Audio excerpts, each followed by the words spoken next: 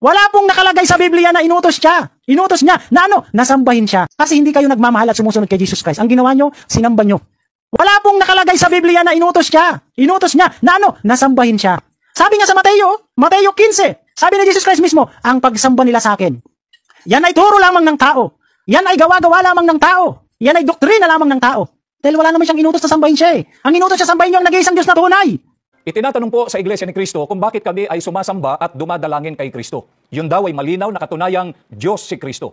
Mga kaibigan, ang pagsamba po namin kay Cristo ay hindi po katunayang siya ay Diyos, kundi yun po ay pagsunod namin sa kalooban ng Panginoon Diyos na siya ay sambahin. Na mababasa po dito sa Filipos 2, ang mga talata po ay 9 hanggang 11. Kaya naman, siya ay itinampok ng Diyos at binigyan ng pangalang higit sa lahat ng pangalan. Ano pat ang lahat ng nilalang na nasa langit, nasa lupa, at nasa ilalim ng lupa ay maninikluhod at sasamba sa Kanya. At ipapahayag ng lahat na si Jesucristo ang Panginoon sa ikarar